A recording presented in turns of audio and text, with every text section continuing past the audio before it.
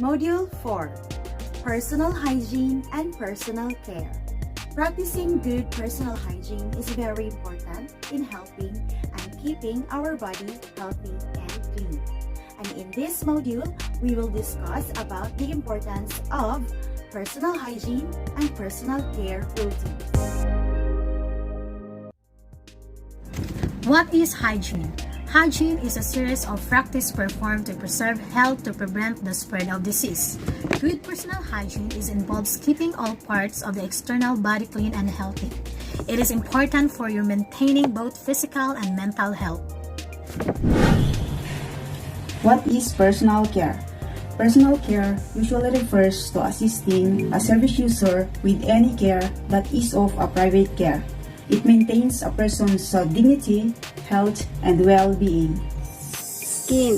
The skin is the body's first line of defense against disease. It has many important functions, including A. Protection from harmful substances and microbes. B. Prevention of lost body water. C. Temperature control. Before giving hygiene, check skin for any abrasion to prevent pressure injury. There are factors that can affect hygiene needs. This includes perspiration, elimination, vomiting, drainage from wounds, bed rest, and activity. Perspiration, the process of sweating. Exercise causes perspiration and a speeded up heartbeat. Elimination, this is the expulsion of waste matter from the body. Vomiting, forcing the contents of the stomach up through the food pipe and out of the mouth. Drainage from the wounds. Your body is creating a moist environment around the wound in an attempt to heal itself. Bed rest. It is a medical treatment in which a person lies in bed for most of the time to try to cure an illness. Activity. This is something you do or just the state of doing. Illness and aging changes can also affect self-care abilities. Illness affects the physical and mental abilities of an individual. Aging mostly affects all the senses, usually the hearing and the vision. Daily care. Many people have hygiene routines and habits. Assisting with hygiene is needed for infants, young children, weak and disabled persons. Protecting clients' right to privacy and personal choice are very important. Daily care routine includes cleaning your body every day, washing your hands with soap after using the toilet, oral hygiene, bathing, perineal care, grooming.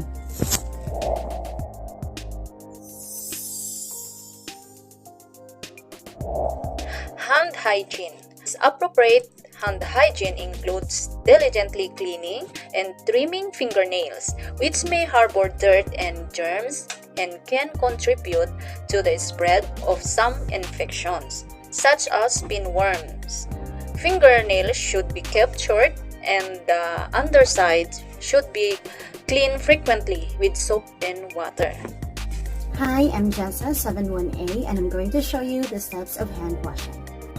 To start with, wet your hands with water and apply enough amount of liquid soap on your hands. And then, rub your hands palm to palm and palm to palm fingers interlaced. Then rub the back of your hands for both sides.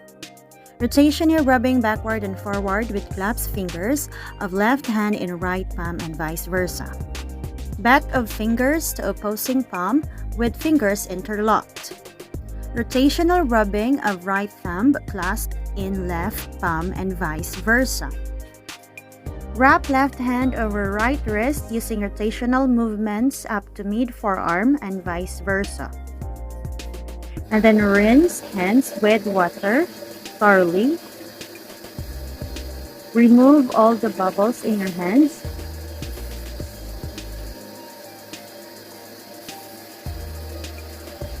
and dry hands thoroughly with a towel.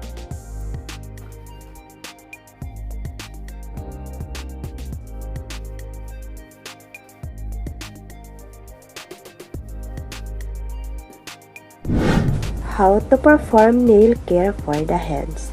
1. Wash hands and put on gloves. 2. Soak the client's hands in warm water to soften nails. 3. Remove dirt from underneath fingernails. 4. Trim nails with a nail clipper, cutting straight across, round edge with an emery board. 5. If desired, apply lotion to hands and fingers. 6. Remove gloves and wash hands. What is foot care? Foot care is when you wash and check your feet or another person's feet. Check your feet before, during, and after foot care. Foot care is important to help prevent problems such as open sores. People with conditions such as diabetes or poor blood flow should do foot care each day. Nail at foot care prevents infection, injury, and odors. Hangnails, hydronails, and nails torn away from the skin cause skin breaks. Those breaks are portals of entry for microbes. Shoes and socks provide a warm, moist environment for microbes to grow. Shoes that fit poorly can cause blisters. Observation to report and report. Dry, reddened, irritated or calloused areas, breaks in the skin, corns, blisters, very thick nails, loose nails.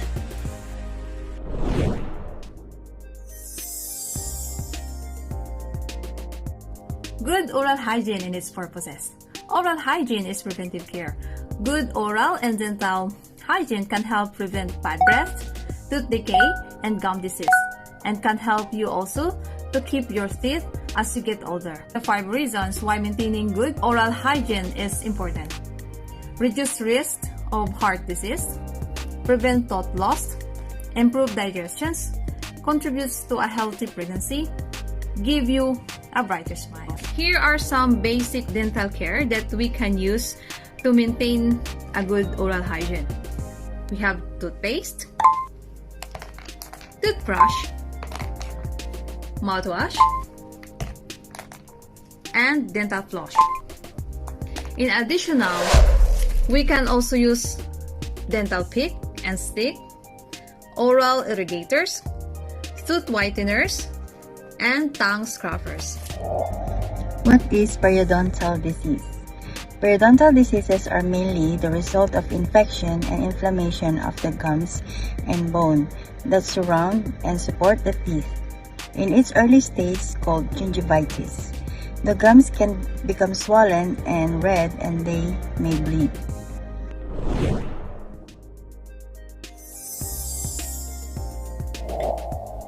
Bathing is the act of washing the body, usually with water, or the immersion of the body in water. It is also a practice for personal hygiene. Purposes of bathing: to clean the skin surface, to promote blood circulation, to refresh the patient, to promote relaxation and sleep, to prevent bacteria spreading on the skin, to prevent bed sore, to reduce body temperature, to improve the patient's self-image, to improve general muscular tone and joint, to provide an opportunity to learn desirable personal hygiene to patient and family. Rules of bathing: allow personal choice whenever possible. Follow standard precaution. Collect necessary items before starting the procedure. Provide for privacy. Assist the client with elimination. Ensure warmth. Protect the person from falling. Shampooing. The primary purpose of a shampoo is to cleanse the hair and scalp prior to a service. To be effective, a shampoo must remove all dirt, oils, cosmetics, and skin debris without adversely affecting either the scalp or hair.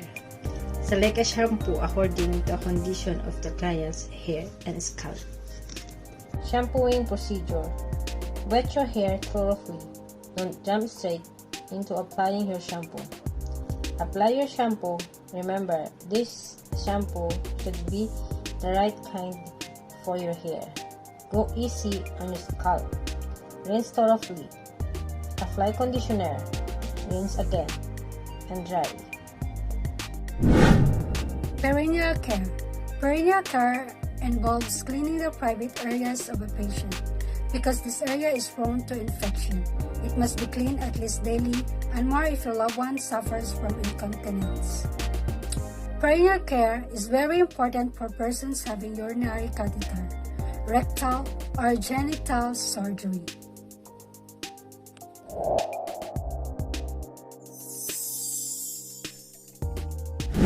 Bathing a person regularly is an important way to help keep their skin healthy. It can help prevent infection, and it's a good time to check for sore and rashes. A person who can move well or who can move at all needs bed bath. This is often called the sponge bath, but wash clothes are often used too. Preparing for a bed bath. To get ready to give someone a bed bath, you start by gathering all the materials you will need. These are the following: washcloths, towels, 2 wash basins, 1 for soapy water, 1 for rinsing, a soap, a bar of soap, liquid soap or wipes, no tears or no rinse shampoo, body lotion for a dry skin, a waterproof mat or sheet to keep the bed dry, and lastly, you need to have a table or stand to hold the materials. Bathing is an important part of personal hygiene. Bathing cleans the skin and makes the patient feel more comfortable. It stimulates the circulation and relaxes the patient. It is a good opportunity to serve and observe the client's body as well as communicate with the patient. To cleanse body of dirt, debris, and respiration. To refresh. To enhance self-concept, to provide and tactile stimulation. To facilitate head-to-the assessment, to regulate body temperature, to induce sleep, to prevent pressure sore, to remove toxic substances from body surfaces, to remove unpleasant odors due to perspiration, to relieve fatigue, to provide active and passive exercises. Types of bed bath: complete bed bath, partial bed bath, sponge bath, and towel bath. Complete bed bath. Bath administered to totally dependent patient and bed. Partial bed bath. Bed bath that consists of bathing only body parts that would cause discomfort. Partial bath may also include washing back and providing back rub. Provide a partial bath to dependent patient in need of partial hygiene or self-sufficient bedridden patient who is unable to reach all the body parts. Sponge bath involves bathing from a bath basin or sink with patient sitting in the chair. Patient is able to perform parts of the bath independently. Tub bath involves immersion in a tub of the water that allows more thorough washing and rinsing than bed bath, commonly used in a long-term care.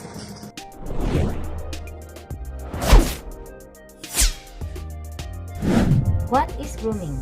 Grooming is the things that you do to make your appearance clean and neat. Grooming is closely related to hygiene but is not strictly the same thing. For example, while keeping the hair clean would count as hygiene, shaving and styling preference are to do with grooming. Cleanliness and basic grooming is about consideration and respect for yourself and for others. General hair care tips. Regular brushing and combing is necessary for a person to feel comfortable and look neat. To keep brush and comb clean, wash them in a hot, softly water. Provide the person with the comb, brush, and mirror if he can cough. What is shaving? Shaving is simply using a razor to remove the tip of the hair sheath that has grew up through the skin. Razors come into a bunch of different forms. There are standard razors that are either completely disposable or have a disposable blade that needs to be replaced regularly. And there are electric razors, also known as a dry razor, usually doesn't not required to use a shaving cream, soap, or water. Old person with a wrinkled skins are raised for necks and cuts. Therefore, safety razor are not used in the person who have healing problems or those taking anticoagulant drugs. What is scabies? Scabies is a skin disorder caused by a female mite which burrows to the skin and lay eggs. It is highly contagious and is transmitted to others by close contact. The most common symptoms of scabies are intense itching and a pimple-like skin rash. Common site of scabies are between the fingers, around the wrist, in the underarm area, in the thighs, and in the genital areas. Other sites include breast, waist, and buttocks. How to prevent scabies? To prevent scabies from coming back and to keep the mites from spreading to other people, take these steps. Wash all clothes and linens. Heat kills the mites and their eggs. Use hot soapy water to wash all clothing. Towels and bedding used in the last 3 days before beginning treatment. Dry with high heat. Dry, clean items you can wash at home. Starve the mites. Place items you can wash in soft plastic bags and leave them in out-of-the-way place such as your garage for a week. Mites die after 8 days without food. Clean and vacuum. It's a good idea to clean your home to prevent scabies from spreading. This is especially true for people with crusted scabies. Vacuum furniture, carpets, and floors to remove scales and crust that may have scabies mites. For dressing in and undressing our patient, first we need to check if our client or our patient are wearing any assistive device. Like for example, if the patient is wearing some hearing aid, then we need to remove it. Or sometimes an eyeglasses or any assistive or mobility device. For dressing our patient, first we need to dress on the affected area first. Like for example, this part, the right hand is the affected part. So remember to be gently. Do it on this side first.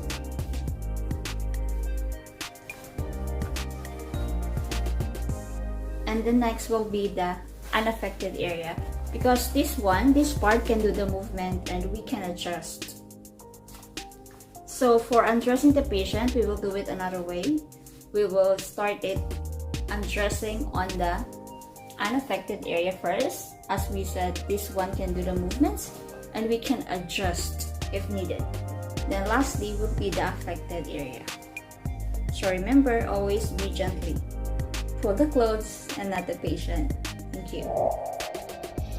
Keeping our body clean has a positive effect on our social and physical life, including our mental health. Personal hygiene is looking after our body, keeping it clean and healthy. Developing and maintaining a personal care routine is the key to have a healthy body and mind.